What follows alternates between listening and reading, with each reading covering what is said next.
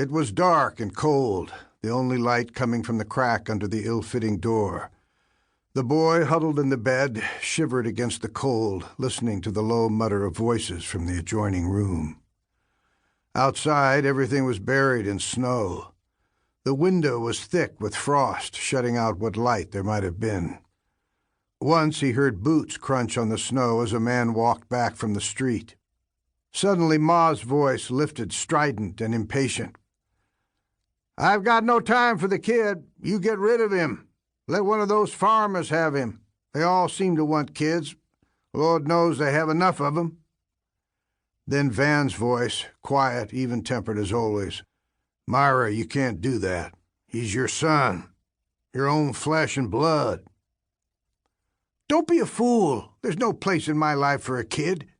After a moment of silence, she added, "What kind of a life could I give him? Batting around from Cowtown to mining camp. Get rid of him, Van." Her voice rose sharply. "You get rid of him or I'll get rid of you." "Is that all it means, then? I knew you were a hard woman, Myra, but I thought I meant more to you than that." "You're a fool, Van. Without me, you'd be caging for drinks around the saloons. You take him out of here right now and get rid of him. I don't care how you do it."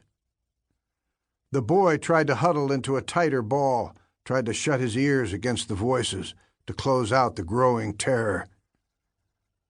"All right, Myra, I'll see to it." There was a mutter of voices again, and then he heard Ma go out, listened to her retreating steps as she walked along the path toward the street. For a few moments there was silence, then the faint clink of a glass in the next room. The door opened, letting a rectangle of light fall upon the bare plank floor. "Val, are you awake? We've got to get you dressed." "All right." Anything was better than the cold bed, but he dreaded going out into the night and dreaded more whatever was to come. He liked Van, and he trusted him. Sometimes when they talked, Van referred to themselves as the two V's. Van was slim and tall, with a sort of faded elegance. There was a puffiness around the cheeks, and a never-present smell of whiskey. But his easy good manners never failed him, and Val admired him for that, and for the stories of his boyhood that he often told Val when Ma was not around.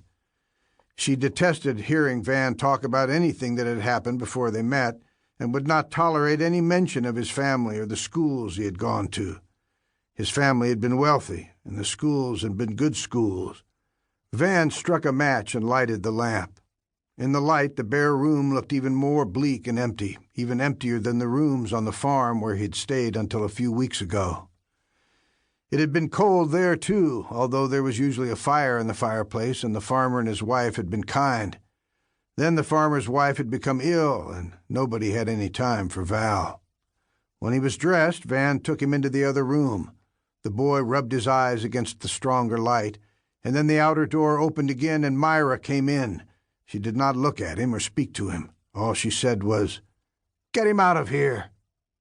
Van shrugged into his buffalo coat, and then he picked up Val and carried him to the door.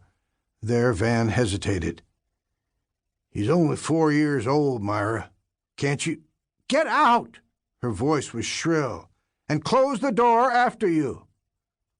"Myra, I'll say he's mine. Nobody will know." "Get out!" It was icy cold in the barn. Van saddled his horse, lifted the boy to the saddle, and mounted behind him. He hesitated again, holding the boy to him and waiting while Val wondered when he would start. At last he touched his heels to the horse, and they moved out of the barn. Van turned the horse to reach over and push the door shut. Then they moved away toward open country. Wondering, Val snuggled down inside Van's buffalo coat. Why were they going that way?